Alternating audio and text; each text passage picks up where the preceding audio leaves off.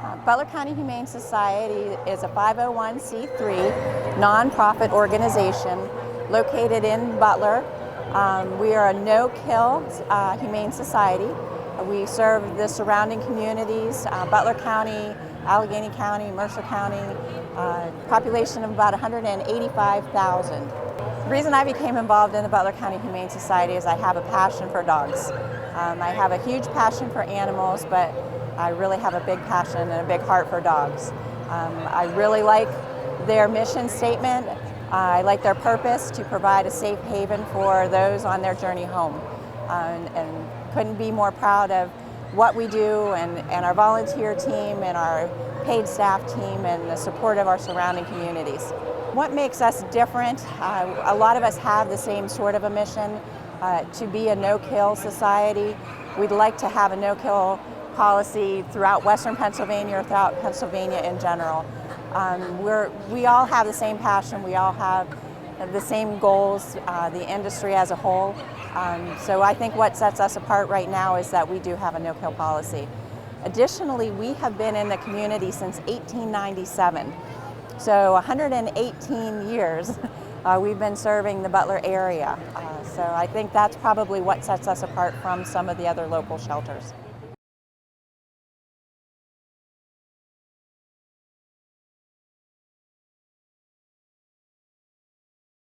We've always felt very strongly about supporting the local humane societies because over the years we've been to different places like stores, national stores, that they're breeding way too many dogs. So just from a philosophical point of view, we've been against that because there's so many dogs that need homes.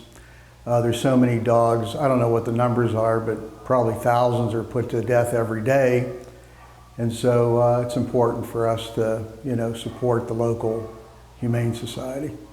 Yeah, you see so many dogs that you can just tell they're looking for a good home. And, you can see it in their eyes. They're sad, or they're just not complete because, dogs need to be around other people. They're pack animals, and they like to be around a lot of other dogs, other animals, other people. This particular agency, they support you quite a bit. They're very cautious about who they're adopting to. I just think that adopted dogs, I think they really innately appreciate being adopted, and I think they just make really good pets. So that's why I usually adopt versus going to a pet store, because to me it doesn't matter if it's a pure breed or not. I'm not, showing them. I just want something that can, I can bond with and walk with and play with. And so normally when I come into a shelter or a kennel, I fall apart because I want to take them all home. And especially some of the really old ones that are there that are probably never going to get adopted. And, it just breaks my heart. But you do have that moment of connection. And, that's what I always look for when I adopt, is the connection. And with this one, it happened just the same as it happened, with previous adoptions. I don't know, it's a look. You connect with their eyes, and you just lock eyes. And there's just something that passes between you, and then you say, this is the one.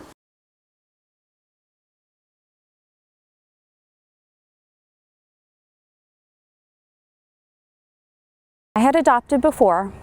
I had been going through a lot of health problems, and Emma was kind of my little child, as it was, and so as I got sicker or was going through things, I missed having her. I'd also fostered in Atlanta. I fostered labs, so you just see what it does for them. But I wore a charm that I had from Emma that was from her chain, and so we went to the dog thing, and I said, Dogapalooza, and I said, hey, if you think I'm ready for another one, Emma, lead me too. He looked exactly like her in puppy. They have the same ear that doesn't go up. when their ears go up every once in a while, the one flops. So it was just kind of set. We were about to leave and we saw him, and I said, that's it. So, and he's been better medicine than anything else can ever be. And that's pretty much why I adopted. To me, I just see that there's so many out there that need the love. It's nice when you see a purebred, but when I had adopted Emma the first time, I mean, she just filled up my heart. He's my little man. He's been there when I got divorced. He became the cuddler on the pillow because he was happy that space was now his. We take care of each other. So I just feel like there's so many out there that why not at least try? Especially in Atlanta, I had done fostering. We had to, but we had a huge yard, and a friend of ours was doing fostering for a lab. There's a lot of rescues down there. It was a lab rescue. First dog we got had to have been like a $1,500 dog at least. It was so purebred. It was white with specks of gold in it. It was just gorgeous. But it was, somebody had gotten it, and that story on him was they got him, wanted him to be a yard dog, and if you research labs, they're not yard dogs, they're people dogs. And we went through that with a lot of them. I mean, I've seen, from doing that, I had seen dogs that had been abused, wonderful dogs. One we were ready to adopt if they didn't find him a family, and they did. So I've just met so many that don't have homes. Why not? It's something that I can help out in some way. And I found great dogs, not saying the purebred lab I had, she was wonderful too, but I know all those labs are going to go. I know they're all going to go to homes and get rescued, so be loved. So why not at least try to go to the rescue and see what's there, what you can get. Like I said, I mean, he's kind of been my rock through a lot. He gets me through a lot of things. So I don't know, why not try? That's why I wouldn't get a purebred again. I know they're all gonna go. For me, it's great, but it's more of a reward.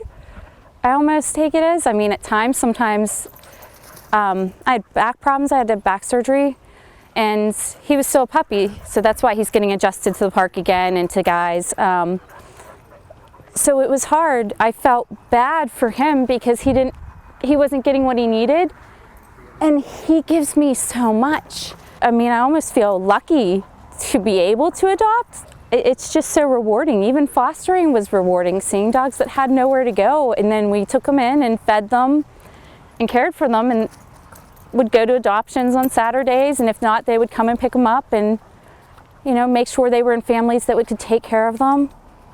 But it's almost, to me, like it was lucky on my part, because he does so much for me. If I go home, I'm loved instantly.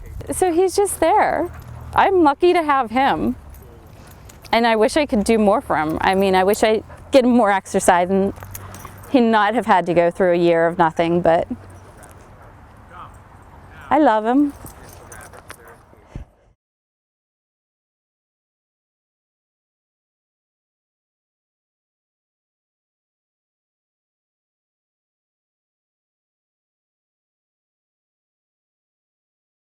Why should people adopt versus purchasing? I was thinking about that question at length just the other day. First of all, to give the dogs and the cats a second chance. They've already been given one opportunity, and that opportunity didn't work out for whatever reason. I always tell folks that life gets messy, and people lose their jobs, their homes, their lives change. They lose their apartments, they have to move. We have folks that people pass away. I get a new baby, I get a new job, so yeah, every day there's a different story. And these dogs and cats that come to us, unfortunately, through no fault of their own, suffer a lot of the consequences of our messiness. So to be able to give a second chance to one of these wonderful dogs or cats would be one of the best ways to give back. I was actually reflecting, like I said, on this question the other day. Recently I came home from an extended vacation, and I picked up my dogs from the kennel, from the boarding kennel, and they were so excited. It was so exciting to see, you know, yay, it's mom and dad. As soon as the door opened, it's mom and dad, they're here. and they couldn't wait to jump into the car and to be taken back home. And you know, it was that moment that I thought, oh my gosh, you know, day in and day out, I watched the door of my kennel open, and each and every one of the dogs and the cats in our kennel population watched that same door open, and waiting for mom and dad, and waiting to say yay, and waiting to say, pack up our stuff, we're going home. But that never happens. Mom and dad usually don't come back. This past year we had close to 800 dogs adopted, and cats. We had approximately 133 dogs and cats returned to their owner. Fortunately for those 133, they were able to have that moment where they go home. The other close to 800, 700-800 were able to go home to a different set of circumstances, but we still have those who wait. So if any possibility you would consider giving a second chance to one of these dogs and cats, and consider adopting over, you know, buying that cute little puppy who you know is going to get a great home anyway, that would be my answer. Why adopt as opposed to buy? There's all these animals out there as strays that need homes, so you know, what's the point of going out and spending all this money when you can give a dog that needs a home, you know, that opportunity. So it's definitely something that we, you know, generally push for more. And I mean, I have 3 animals at home that I adopted from here, so you know, it's something I do as well.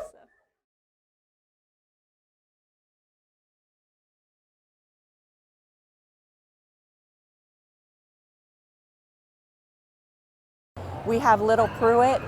Pruitt was dumped over our fence in the middle of the night, under the darkness of the sky and beyond the cameras that surveillance the property. We take a walk, we do a site walk of the shelter every day, because we have about 6 or 7 foot high fences that create the perimeter of the yards where the dogs exercise daily. We have to scour our yards every morning before we do come in and let the dogs out for their kennel, out of their kennel for a kennel break every day. During one of these initial site walks, Pruitt happened to be there. Little scared, skinny, hairless Pruitt spent that cold night overnight waiting for somebody to come take care of him. He didn't understand, why am I here? What am I doing? He's the kindest little soul that you would ever meet. Pruitt's a great little guy. His little tail never stops wiggling. His little eyes never stop shining, and throughout all of his little ordeal, he's still the very kind little soul that he is. I posed the question to a class of 6th graders. There were 6 or 8 6th grade classes with about 25 little kids in each class, and I said, was Pruitt dropped because these folks didn't care about him, because he's ugly and he's hairless and he smells horrible? Did they not care about him? They were done with him, so they dumped him over this 6-foot fence. Or, on the other hand, did they love him and they didn't know how to take care of him? Did they want to take care of him, but they didn't have the money to take care of him because the grain-free food that he needs is expensive? The antibiotics and the steroid doses that he requires to get his skin back to health, they're expensive. Veterinary care, once again, is expensive. But maybe they were willing to turn little Pruitt on over to us because they knew that we were capable and that we had the resources, and then we would bring him back to health and find him a wonderful home. I think overwhelmingly the little 6th graders said, we think choice number 2. We think that people loved him and we think people cared about him, and that's why they brought him here. We'll never know. We can only hope, especially hope in humanity. So it would be wonderful to be able to give Pruitt that second chance and adopt Pruitt as opposed to, you know, the cute little puppy, and provide a loving home and a wonderful environment for him. My most rewarding story would be a dog, and I get really emotional about her. Her name is Noelle, and she came to us, we rescued her from Moraine State Park. About a year ago, one of the other vet techs and I, we went out to Moraine because the game warden and everything out there, they called us for 2 dogs that were running. And when we went out there, they were not able to catch this dog. We went out, searched for this dog all over Moraine State Park, and we saw her, and she had no hair on her at all. She was nearly hairless. Her skin was raw and red. She looked horrible and she smelled even worse. She was dumped like a piece of trash, and no one cared for her. We had reports of this little hairless dog running through Moraine State Park. People and professionals, park rangers had tried to capture her to help her, bring her back to health. Luckily, I kind of trapped her in between like myself and the water, so it was either she had to jump in, and it was pretty cold outside, so she made the right decision to come with me. But you know, we looped her, got her in the van, and you know, got her all fixed up. And one glorious day, here comes this little van pulling into our parking lot, and out comes this tiny little hairless girl. And we instantly had a bond with her. She needed us just as much as we needed her. Her hair finally grew back and everything, and she became this gorgeous dog and finally got adopted out. She is now in a wonderful home. She has two brothers, human brothers, and a dog sister. She lives the life of Riley. Her family goes to the beach most of the summer every year. Every time I see her, it's just amazing how she started out and then, you know, what she ended up to be. Like, it was the greatest thing ever. So, like, to actually be the one to go rescue her and then bring her back into this, because we see them come in here and it's like, oh, how did you end up this way? But to actually be the one to go out and get her and bring her in and help her out the whole way was actually one of the best that I've had. So it worked out well. So going from being homeless near a body of water to being in luxury at the beach, it's just so heartwarming. It really, really is. Just one dog, same story. We're here to help.